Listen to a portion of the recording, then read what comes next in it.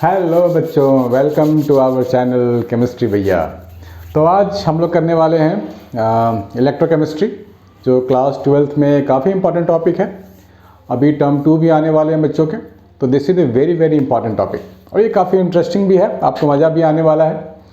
तो इलेक्ट्रोकेमिस्ट्री में जैसा कि नाम सजेस्ट होता है ना, इलेक्ट्रो भी है, केमिस्ट्री भी है। इलेक्ट्रो मीन्स हम इलेक्ट्रॉन लाइक चार्ज पार्टिकल की बात करेंगे, और केमिस्ट्री मीन्स हम किस रिएक्शंस की बात करेंगे, क्योंकि इसमें इलेक्ट्रिसिटी भी इन्वॉल्व है और केमिकल रिएक्शन भी इन्वॉल्व है। तो इन दोनों को मिला के बनता है इलेक्ट्रोकेमिस्ट्री। ठीक है बच्चों, तो सबसे पहले हमारे को समझना है कि इसमें होता क्या है। तो बेसिकली अगर आपने रिडॉक्स रिएक्शंस पहले कर रखा है तो बहुत अच्छी बात है, आपको सब कुछ समझ में आने वाला है। लेकिन अगर आपने रिडॉक्स वाले चीज़ें अगर आप भूल गए हों या आपको याद नहीं है, तो प्लीज़ आप रिडॉक्स रिएक्शंस एक बार देख लो, पढ़ लो, ताकि ये चीज़ें आपके लिए आसान हो जाए। तो जैसे कि क्लास 10 में हमने किया हुआ रिडॉक्स, रिडक्शन एंड ऑक्सीडेशन, यहाँ दोनों रिएक्शन होने वाले हैं। रिडक्शन भी होगा, ऑक्सीडेशन भी होगा।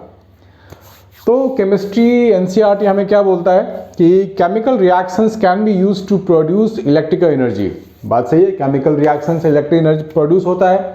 जैसे हम किसी बैटरी की बात करें, किसी सेल की बात करें, तो हमने ऐसा देखा है, टॉयज़ में आपने देखा होगा या वॉच में देखा होगा, मोबाइल में देखा होगा। वहाँ क्या होता है, बैटरीज होते हैं, उसमें केमिकल्स होते हैं, वो हमें एनर्जी देते हैं। So we can say chemical energy changes into electrical energy. Conversely, electrical energy can be used to carry out chemical reaction that do not proceed spontaneously. जो केमिकल रिएक्शन अपने आप नहीं हो सकता है, उस केमिकल रिएक्शन को होने के लिए हम लोग इलेक्ट्रिसिटी देते हैं। ठीक है, तो उसको बोलते हैं नॉन स्पॉन्टेनियस रिएक्शन। जो अपने आप हो जाए chemical reaction, that is called spontaneous. और जो किसी एक्सटर्नल फैक्टर की वजह से कोई रिएक्शन हो रहा हो, that is called non spontaneous reaction. ठीक है बच्चों, तो आप ध्यान से सुनना, बने रहना और देखते रहो। हमें क्या करनी है, हमारे को सेल के बारे में पढ़ना है कि इसमें हो क्या रहा है, कौन कौन से रिएक्शंस हो रहे हैं। लेकिन इस सेल को पढ़ने के पहले कुछ टर्म्स मैं आपको समझाने जा रहा हूँ, वो टर्म को समझना जरूरी है। जैसे इलेक्ट्रोकेमिस्ट्री की बात करेंगे तो इलेक्ट्रिसिटी और केमिकल रिएक्शंस की बात करेंगे, और कैसे ये दोनों आपस में रिलेटेड है, इसको हम लोग देखने वाले हैं। हमारे पास chemical energy to electrical energy है, electrical energy to chemical energy है। तो अगर पहले वाले नंबर की बात करें, electrical energy to chemical energy, तो ऐसा कोई केमिकल रिएक्शन जो अपने आप होता हो, स्पॉन्टेनियस होता हो, वो हमें क्या देता है, इलेक्ट्रिकल एनर्जी देता है। और इलेक्ट्रिकल एनर्जी का यूज़ करके हम लोग जो रिएक्शंस करवाते हैं, उसको बोलते हैं electrical energy into chemical energy. जैसे मैं सेल की बात कर रहा था, cell is use for light energy, right. Electricity देता है हमें, तभी ये लाइट ऑन होता है, तभी ये हमारे को ब्राइटनेस देता है। So this is the effect of electrochemistry. अब हम बात करें तो दो टर्म ना, स्पॉन्टेनियस, नॉन स्पॉन्टेनियस। स्पॉन्टेनियस मतलब ऐसे बच्चे जो खुद से मोटिवेटेड है अपनी पढ़ाई करने में, उनको कुछ बोलना नहीं है, सिर्फ पेन पेपर दे दो, वो स्टार्ट हो जाते हैं अपना। उनको फैसिलिटी दे दो, पेन पेपर बुक टेबल, वो पढ़ना शुरू कर देते हैं। दूसरा बच्चा जो शरारती बच्चे होते हैं, नॉटी होते हैं, वो पढ़ते नहीं है। लेकिन हम चाहते हैं कि वो पढ़े, तो उनके पेरेंट्स या उनके मॉम डैड या टीचर उनको कुछ बोलते हैं, बेटा पढ़ लो, चॉकलेट देंगे, कुछ मोबाइल देंगे, कुछ तो कर लो। तो एनी हाउ हम लोग इसको मोटिवेट करते हैं कि बेटा ये कर लो, वो कर लो। तो ये फिर इस यहाँ पे मेहनत होता है पेरेंट्स का और टीचर्स का। तो इसको बोलते हैं नॉन स्पॉन्टेनियस रिएक्शन, जो अपने आप ना होता हो बट एक्सटर्नल फोर्स की वजह से होता हो सकता है कभी कभी मार भी पड़ती होगी। सो this is the non spontaneous thing. ये हो गया स्पॉन्टेनियस का एग्जाम्पल है। पानी ऊपर होना चाहिए, अपने आप ही नीचे गिरेगा, इसके लिए कुछ करने की जरूरत नहीं है। लेकिन इसी पानी को अगर हमें ऊपर ले जाना होगा तो क्या अपने आप जाएगा? पॉसिबल नहीं है ना। तो ये पानी का गिरना इज ए स्पॉन्टेनियस प्रोसेस। ठीक है, और हमने अपने बिल्डिंग में देखा है, घर में देखा है, पानी नीचे से ऊपर जाता है, that is called non spontaneous. उसके पीछे मोटर लगानी पड़ती है, तो that is external help is needed, उसको बोलते हैं नॉन स्पॉन्टेनियस। तो आगे हमें क्या देखना है, इलेक्ट्रोकेमिस्ट्री में स्पॉन्टेनियस में क्या होता है, chemical energy to electrical energy, non spontaneous में electrical energy to chemical energy.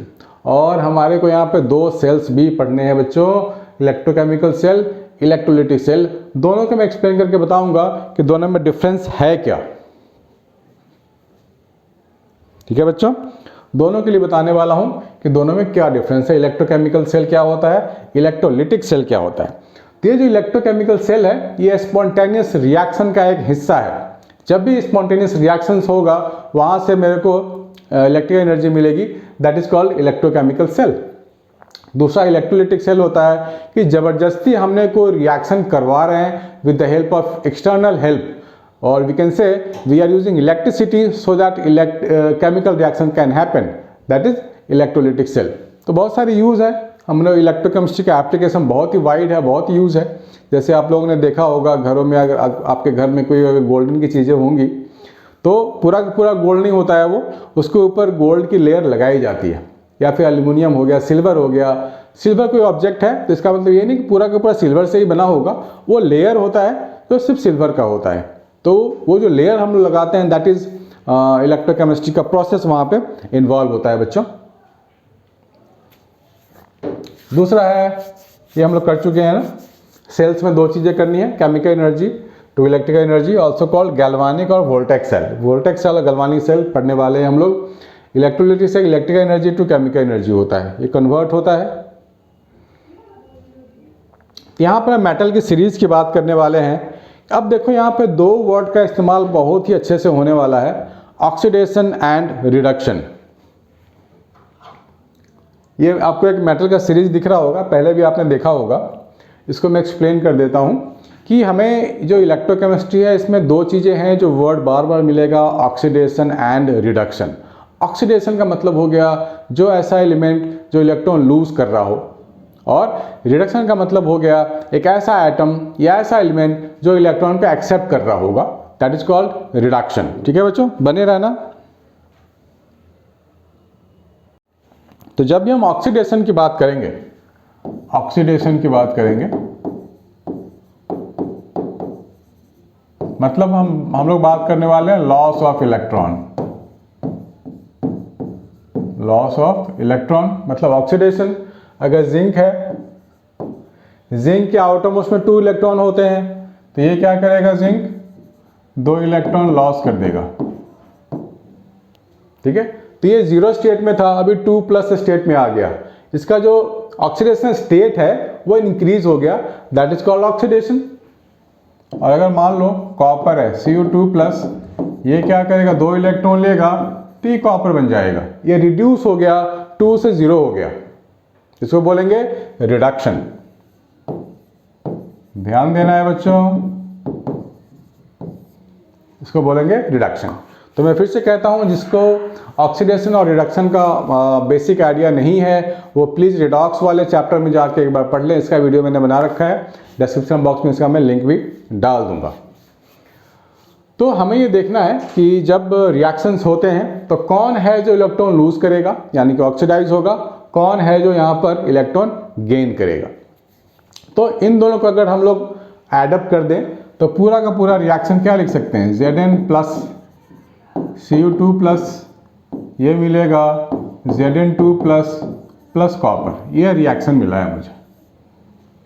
ठीक है, अब इस सीरीज का मतलब ये है कि अगर हमारे पास 2 मेटल है तो कौन लूज करेगा कौन गेन करेगा उसका हम इस सीरीज से मालूम कर सकते हैं। मोस्ट रिएक्टिव सबसे टॉप में है, लिस्ट रिएक्टिव सबसे नीचे है। यानी कि जब इलेक्ट्रॉन देने की बारी आएगी सबसे पहले इलेक्ट्रॉन कौन देगा वो हमें देखना है, और एक्सेप्ट कौन करेगा ये देखना है। जिंक और कॉपर की हमने बात करी है, यहाँ पे ध्यान से देखना आप, जिंक यहाँ लाई कर रहा है, कॉपर नीचे लाई कर रहा है। यानी कि जिंक और कॉपर की हम बात करें तो यहाँ पर जिंक लूज कर रहा है इलेक्ट्रॉन, और इसके नीचे जो है कॉपर है वो एक्सेप्ट करेगा इलेक्ट्रॉन। यानी कि जो पहले आता है सीरीज में उसकी इलेक्ट्रॉन देने की कैपेसिटी ज़्यादा होगी, और जो बाद में लाई करता है उसके पास इलेक्ट्रॉन एक्सेप्ट करने की कैपेसिटी होगी। इसको हमको ध्यान में रखना है, और यही रिएक्शंस हमारे को इलेक्ट्रोकेमिस्ट्री में पढ़ना भी है आगे जाके, बहुत सारे रिएक्शंस मिलने वाले हैं। तो इस सीरीज को अगर आप याद कर लेते हो तो ये काफ़ी हेल्पफुल होगा समझने में कि कौन इलेक्ट्रॉन ले रहा है और कौन इलेक्ट्रॉन हमें दे रहा है। ठीक है बच्चों, इसको आप लोग प्लीज़ मेक ए नोट कर लो।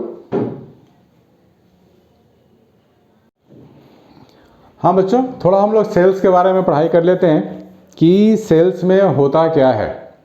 हमारे पास है डैनियल सेल, जिसमें से केमिकल रिएक्शंस होते हैं और हमारे को इलेक्ट्रिसिटी मिलता है। ध्यान से देखना है बच्चों डैनियल सेल के बारे में।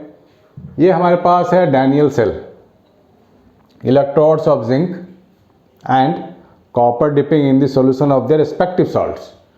तो ध्यान देने वाली बात यह है बच्चों, हमारे पास दो बीकर हैं, ये जिंक है और जिंक के पास जो सॉल्यूशन है वो है ZnSO4, दिस वन। ये कॉपर है और इसके पास जो सॉल्यूशन है वो है CuSO4, ठीक है। तो अब यहाँ पर हमारे को ये देखना है कि यहाँ पे हो क्या रहा है, कैसे कैसे रिएक्शंस हो रहे हैं। कॉपर है, कॉपर का जो ये रॉड है ये कॉपर सल्फेट सॉल्यूशन में डिप्ड है। ये जिंक का रॉड है ZnSO4 सॉल्यूशन में डिप किया हुआ है। तो दो बीकर हो गया, सॉल्यूशन हो गया और वहाँ पे दो रॉड हो गए। तो यहाँ पर जिंक क्या करता है, जिंक इलेक्ट्रॉन सप्लाई करता है किसे, कॉपर को, ठीक है। तो यहाँ पे ध्यान रखने वाली बात यह है कि जो इलेक्ट्रॉन लॉस करेगा, जो इलेक्ट्रॉन देगा वो हो जाएगा ऑक्सीडाइज। जिंक क्या करेगा, जिंक इलेक्ट्रॉन देगा, जिंक इलेक्ट्रॉन देगा और वो हो जाएगा ऑक्सीडाइज। मैं लिख सकता हूं जिंक Zn2 प्लस 2 इलेक्ट्रॉन, यानी कि इलेक्ट्रॉन यहां पर इसका एक्यूमुलेट हो जाएगा, ये इलेक्ट्रॉन देगा, ये इसके पास इलेक्ट्रॉन है और यहाँ पर ZnSO4 Zn2 प्लस आयंस यहाँ पर मिलेंगे। ये इलेक्ट्रॉन ट्रांसफर होगा इधर और हमें मालूम है इलेक्ट्रॉन जिधर फ्लो होता है करंट उसके अपोजिट होता है। ये कन्वेंशन है जो लिया गया है। तो इलेक्ट्रॉन फ्लो इधर आ गया यानी कि करंट ऐसा बनेगा हमारे पास। अब यहाँ पे क्या है कि कॉपर क्या है, Cu2 प्लस है, Cu2 प्लस, ये दो इलेक्ट्रॉन गेन करेगा और ये कॉपर बनेगा। तो यहाँ जो सॉल्यूशन में है Cu2 प्लस, यहाँ पर है Cu2 प्लस और SO4 माइनस 2 माइनस। तो Cu2 प्लस क्या करेगा, इलेक्ट्रॉन गेन करेगा। यहाँ से तो इलेक्ट्रॉन आ चुका है नीचे की तरफ, तो Cu2 प्लस इलेक्ट्रॉन गेन करेगा और यहाँ पे आके डिपॉजिट हो जाएगा कॉपर। यहाँ पे Cu2 प्लस जो सॉल्यूशन में है वो इलेक्ट्रॉन गेन करेगा और कॉपर के ऊपर, कॉपर रॉड के ऊपर आके डिपॉजिट होता चला जाएगा। यहाँ से जिंक Zn2 प्लस निकलेगा, बाहर आएगा Zn2 प्लस, यानी कि आप ये कह सकते हो कि जिंक वाला जो रॉड है ये कंज्यूम हो रहा है, धीरे धीरे ये पतला होता जाएगा और कॉपर का डिपॉजिट बनता जा रहा है कॉपर रॉड पे, तो कॉपर वाला थोड़ा थोड़ा मोटा होता चला जाएगा। ये बात आपको ध्यान में रखनी है। अब बोलोगे इसका क्या यूज़ है इलेक्ट्रोकेमिस्ट्री में। अब इलेक्ट्रोकेमिस्ट्री में क्या यूज़ है, जैसे हमारे पास इलेक्ट्रॉन फ्लो हुआ, यहाँ पर मैंने लगा दिया कोई बल्ब, दिस इज बल्ब, तो होगा क्या, जैसे इलेक्ट्रॉन फ्लो होगा ये ग्लो हो जाएगा, लेकिन इलेक्ट्रॉन जैसे ही पास हो ऑन होकर इधर आएगा फिर से वो ऑफ हो जाएगा बल्ब। यानी कि फॉर ए मोमेंट करंट इसमें आया था, जैसे इलेक्ट्रॉन पास होने के इधर आया वापस ये बल्ब ऑफ हो गया। तो ये आधा प्रोसेस है कि भाई इलेक्ट्रॉन का आना, बल्ब का ग्लो होना, फिर ऑफ हो जाना। That is not complete process. वो भी मैं बताऊंगा कि कंप्लीट प्रोसेस करने के लिए क्या करते हैं। इलेक्ट्रॉन आया, कॉपर 2 प्लस ने गेन किया इलेक्ट्रॉन, कॉपर बन गया, यानी कि जो जिंक है वो ऑक्सीडाइज हो गया और जो कॉपर है वो रिड्यूस हो गया। तो ये हो गया रिडॉक्स रिएक्शन। अब इसके कुछ नाम भी दिया गया है कि कौन सा कैथोड होगा और कौन सा एनोड होगा। यहाँ पे बहुत ही कंफ्यूजन है, राइट। कौन सा कैथोड कौन सा एनोड कंफ्यूजन है, उस कंफ्यूजन को हम लोग दूर करने वाले हैं। ध्यान देने वाली बात यह है कि आपको ये याद रखना है, reduction at cathode, anode oxidation, an ox red cat. ठीक है बच्चों, क्या लिख रहा हूं मैं, रेड कैट। रेड कैट का मतलब रिडक्शन एट कैथोड, NOx का मतलब एनोड पे ऑक्सीडेशन होगा। इसको लिख लो बच्चों,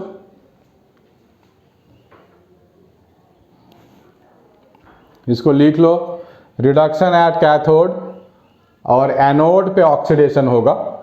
तो कहने का मतलब ये हो गया, एनोड पे ऑक्सीडेशन का मतलब ये हो गया, ऑक्सीडेशन यहां पे हो रहा है ना, ऑक्सीडेशन, ये एनोड हो गया आपका, this is anode and this is cathode. Red cat reduced, यहां पे क्या हो, रिड्यूस हो गया ना, Cu2 प्लस 2 इलेक्ट्रॉन लिया और कॉपर बन गया, रिड्यूस हो गया ये। तो आपको ये इस तरीके से आपको याद होता चला जाएगा। अब बात ये है कि जो पूरा कंबाइंड रिएक्शन हम लिखेंगे, कंबाइंड रिएक्शन लिखेंगे तो हमें मिलने वाला है Zn प्लस Cu2 प्लस, ये बन जाएगा Zn2 plus plus of Cu। तो जिंक ने इलेक्ट्रॉन दिया, जिंक इलेक्ट्रॉन रिच है, राइट। कॉपर ने इलेक्ट्रॉन लिया, यानी कि कॉपर पुअर है, वो इलेक्ट्रॉन एक्सेप्ट करेगा। ठीक है, यहां तक ऑल क्लियर है। लेकिन इसको याद रखेंगे कैसे, तो फिर से मैं कह रहा हूं, हमारे पास मेटल की जो सीरीज है वो हमें हेल्प करेगा पहचानने में कि कौन इलेक्ट्रॉन देगा और कौन इलेक्ट्रॉन लेगा। इस चीज को हमें भूलना नहीं है। वापस आते हैं डेंजर सेल में कि फॉर द इंस्टेंट बल्ब तो ग्लो हुआ, लेकिन फिर क्या हो गया, इलेक्ट्रॉन पास ऑन हो गया तो बंद हो गया। तब यूज होता है सॉल्ट ब्रिज का। ध्यान से देखना है बच्चों, सॉल्ट ब्रिज का यूज बहुत ही इंपॉर्टेंट है, जो किसी भी सर्किट को कंप्लीट करने वाला है, इस डेनियल सेल को कंप्लीट सर्किट बनाने वाला है। सॉल्ट ब्रिज कैसा होता है, यू ट्यूब जैसा हो रहा है, ये है ना, यू शेप में है और इसको डिप कर दिया गया है। इसमें हम लोग सॉल्ट डालते हैं। सॉल्ट कौन सा होता है, वो हो सकता है कोई भी सॉल्ट, KCl फॉर एग्जांपल, या NaCl भी हो सकता है, KCl हो सकता है। इसमें पेस्ट की तरह भरा जाता है, जेल कह लो, जेल की तरह भरा जाता है इसके पास। तो अब होता क्या है कि फॉर द इंस्टेंट इलेक्ट्रॉन पहले आया, पास ऑन कर गया, ठीक है, और यहाँ पर जिंक बनता चला गया, Zn2 प्लस बनता चला गया, यहाँ पर कॉपर डिपॉजिट होता चला गया। तो बेसिकली इसकी क्यों जरूरत पड़ी वो मैं आपको बता रहा हूँ कि बहुत सारे Zn2 प्लस यहाँ बनने लगेंगे, बहुत सारे इलेक्ट्रॉन यहाँ पे आने लगेंगे। तो होगा क्या कि जिंक इतने पॉजिटिव यहाँ पर एक्यूमुलेट होते चले जाएंगे, ये फिर जिंक के एक्यूमुलेशन से, जिंक 2 प्लस के एक्यूमुलेशन से क्या होगा, जो भी इलेक्ट्रॉन यहाँ पे होंगे they will feel attraction towards Zn2 plus. Zn क्या बोलेगा कि भाई मैं तो इतने सारे पॉजिटिव हम लोग यहाँ पे हैं, इलेक्ट्रॉन को क्यों जाने दे। तो due to accumulation of Zn2 plus ये इलेक्ट्रॉन यहाँ से जाना बंद कर देगा। ठीक है, जब इलेक्ट्रॉन जाएगा ही नहीं तो यहाँ इलेक्ट्रॉन मिलेगा ही नहीं, तो ये सेल ही काम करना बंद कर देगा। तो इसीलिए हम लोगों ने क्या किया कि एक सॉल्ट ब्रिज बनाया। एक्चुअली इस ब्रिज तो है ही, देखने में लग रहा है, इसको हम लोगों ने यू शेप बना के डिप कर दिया है। इसके पास पेस्ट ऑफ KCl है। KCl क्या होता है, आयनिक होता है, यानी कि K प्लस होता है, Cl माइनस आयन होता है। तो ये जो जिंक है Zn2 प्लस क्या करेगा, Cl के साथ रिएक्ट करेगा और Zn2 प्लस जो सॉल्यूशन वाला है वो ZnCl2 बन जाएगा। यानी कि पॉजिटिविटी जो है Zn2 प्लस की, total quantity of this beaker, वो पॉजिटिविटी कम होती चली जाएगी क्योंकि Zn2 प्लस कंज्यूम हो गया। तब इलेक्ट्रॉन यहाँ बड़े आसानी से जा सकता है। यानी कि जो रिएक्शन होना बंद हो गया था सॉल्ट ब्रिज के आने की वजह से, वो electron now feel free to move from this side to that side. तो सॉल्ट ब्रिज के आने से रिएक्शन फिर से स्टार्ट हो जाएगा। यहाँ से इलेक्ट्रॉन जाएगा, इधर क्या होगा कि Cl यहाँ K प्लस और SO4 2- आपस में रिएक्शन करेंगे and more of the Cu2 plus will accept electron and deposit on this cathode वाला रॉड। ठीक है बच्चों, तो बेसिकली हमें सॉल्ट ब्रिज का फंक्शन यही था कि इलेक्ट्रिकल न्यूट्रलिटी को मेंटेन करेगा। तो फंक्शन ऑफ सॉल्ट ब्रिज हमारे को भूलना नहीं है। ठीक है बच्चों, तो इसने रिएक्शन को दोबारा स्टार्ट किया है और इसको हम लोग इस बारे में समझ सकते हैं कि यहाँ हो क्या रहा है, अल्टीमेटली रिडॉक्स रिएक्शन हो रहा है। तो ऐसे और भी रिएक्शंस हमारे को पढ़ने हैं और इसलिए मैं बार बार बोल रहा हूँ, रिडॉक्स अगर आप लोगों ने नहीं पढ़ा है, अगर आपको समझ में नहीं आता है रेडॉक्स तो प्लीज़ एक बार गो थ्रू हो जाए, तभी आपको ज़्यादा चीज़ें समझ में आएंगी। तब तक इस डायग्राम को आप लोग अच्छे से देख के नोट कर लो बच्चों। अभी हमें इसमें डैनियल सेल के साथ कुछ केसेस और देखने हैं। ये था सिंपल डैनियल सेल जो हम लोगों ने डिस्कस किया कि जिंक यहाँ पर Zn2+ बन रहा है और Cu2+ इलेक्ट्रॉन लेके कॉपर पे आ रहा है। इसमें कोई एक्सटर्नल बैटरी हम लोगों ने नहीं लगाया था। तो ये जो सिस्टम बन रहा है, मान लेते हैं इस सिस्टम का कुछ वोल्टेज होगा, मान लेते हैं 1.1 वोल्ट। एनसीईआरटी में जो गिवन है वही ले लेता हूँ मैं। अभी हम लोगों ने क्या किया कि एक बैटरी लगाया जिसकी ईएमएफ है लेस देन 1.1 वोल्ट। ठीक है, हम लोग एग्जाम्पल ले रहे हैं। मान लो ये सिस्टम से जो मुझे वोल्टेज मिला वो कितना मिला, 1.1 वोल्ट।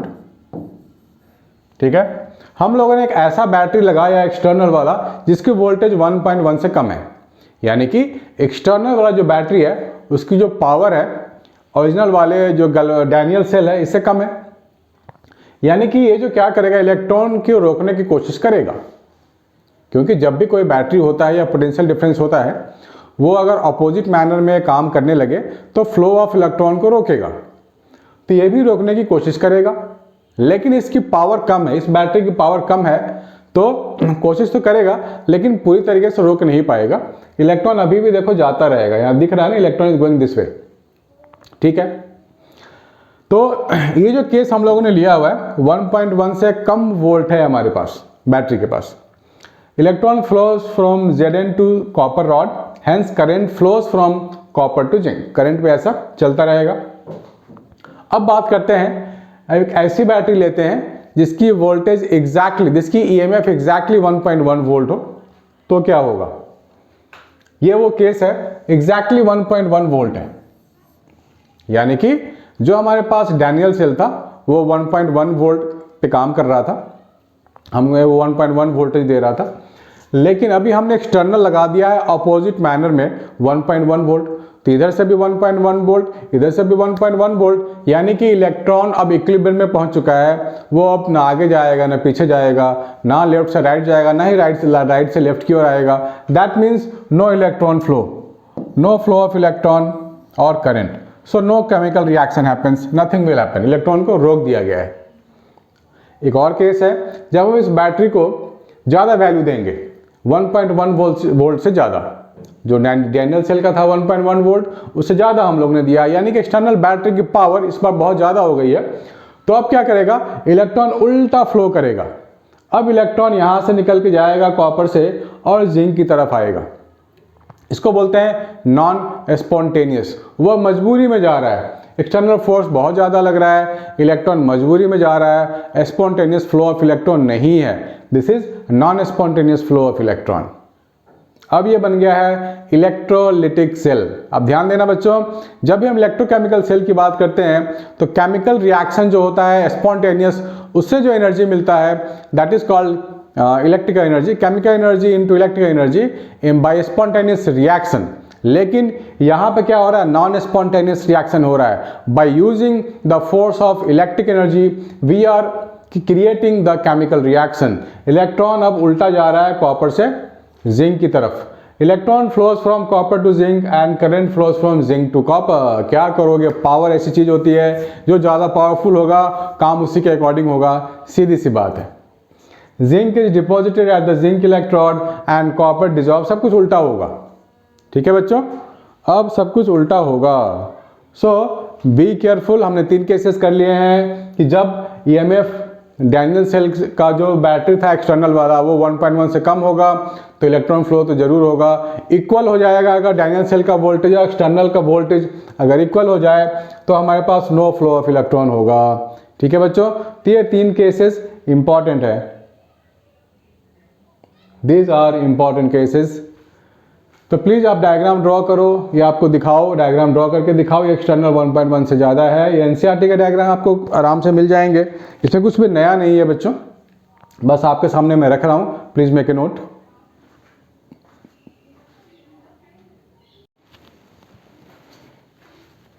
हाँ बच्चों, हम लोग अभी डैनियल सेल के बारे में बातें कर रहे थे तो इसको थोड़ा कंटिन्यू करना पड़ेगा और इसमें थोड़ा सा और आगे बढ़ते हैं हम लोग। जब हम लोग आगे बढ़ते हैं तो थोड़ा सा हमें बात करनी पड़ेगी इलेक्ट्रोड पोटेंशियल की। एक नया वर्ड आपको सुनने को मिलेगा, इलेक्ट्रोड पोटेंशियल। इलेक्ट्रोड पोटेंशियल, तो इसे मैं आपको बता देता हूं कि इलेक्ट्रोड पोटेंशियल क्या चीज़ है। अब बच्चों ध्यान से देखो कि इलेक्ट्रॉन यहां से आया, इस तरफ आया, यानी कि जिंक क्या है, इलेक्ट्रॉन रिच है। इलेक्ट्रॉन रिच है तो ऑब्वियस सी बात है, हम इसको साइन दे सकते हैं नेगेटिव, यहां दिया हुआ भी है नेगेटिव।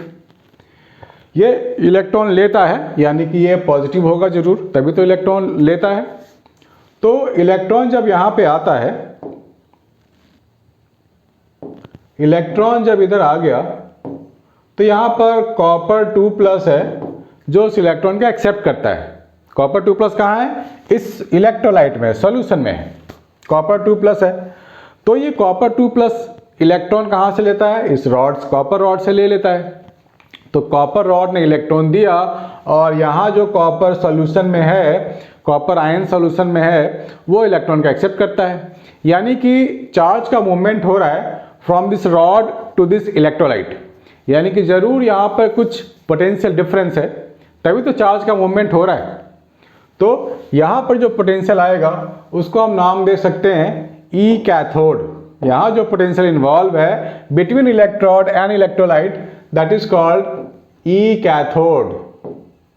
इसको आप ई कैथोड लिख लो या फिर ईसी लिख लो, और हम लोग इसको ई राइट भी लिख सकते हैं, ई राइट।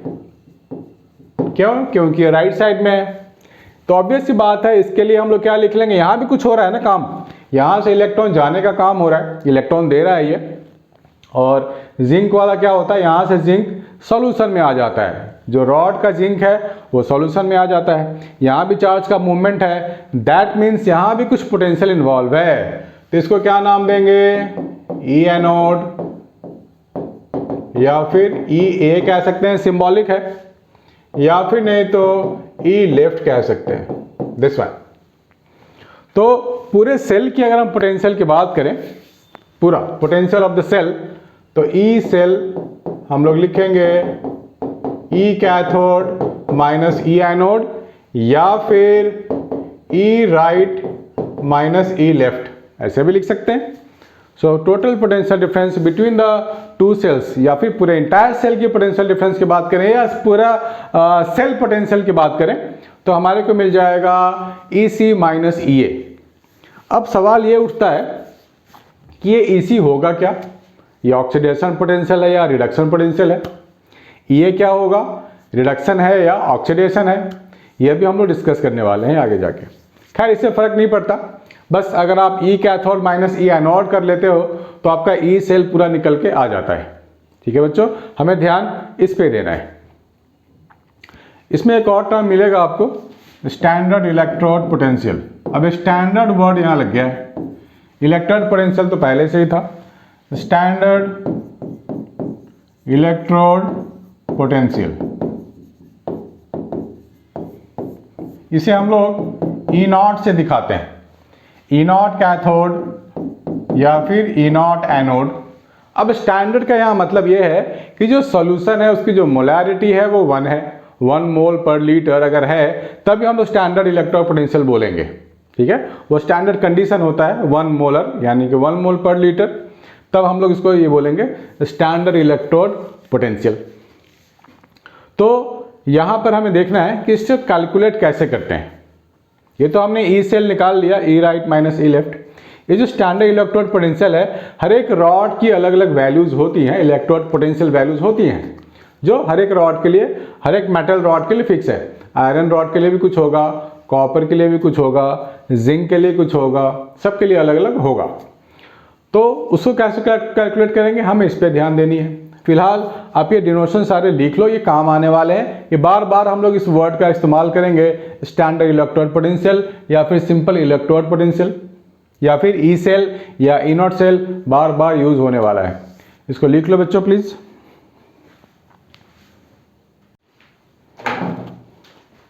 हाँ बच्चों, आगे हम लोग कर लेते हैं सिंबल ऑफ गैल्वेनिक सेल के कुछ सिंबल्स भी होते हैं, वो भी मैं आपको बता देता हूँ।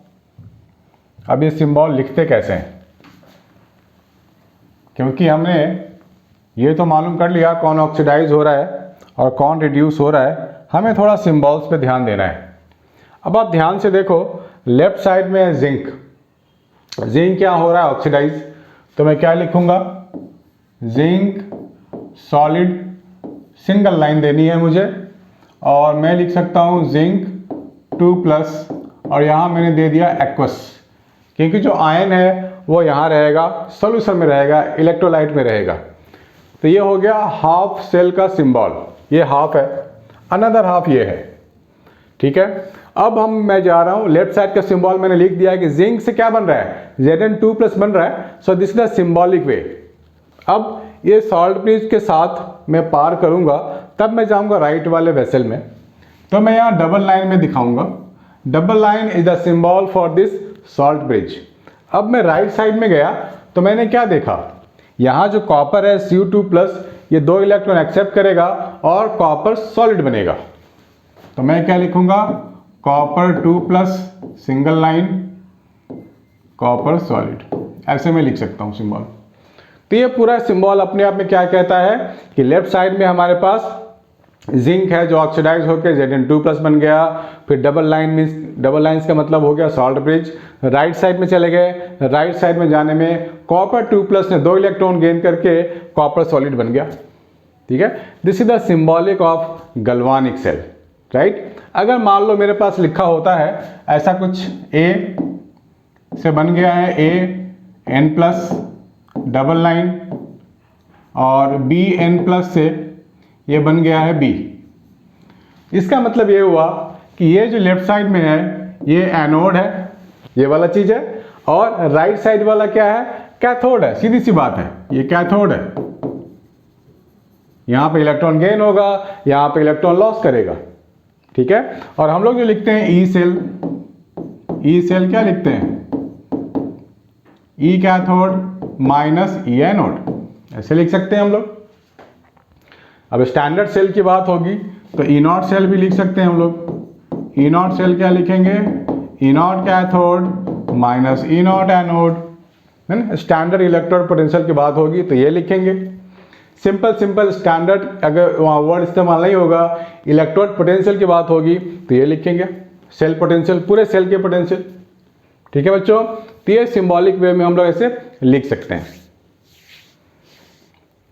ऐसे अब ये गैल्वेनिक सेल में हमने जिंक और कॉपर का पेयर यूज किया है ना, ये तो हम लोग कुछ भी लगा सकते हैं, सिल्वर और जिंक लगा सकते हैं, पोटासियम और कॉपर लगा सकते हैं, किसी भी 2 रॉड को हम लोग ले करके अलग अलग तरीके के गैल्वेनिक सेल बना सकते हैं।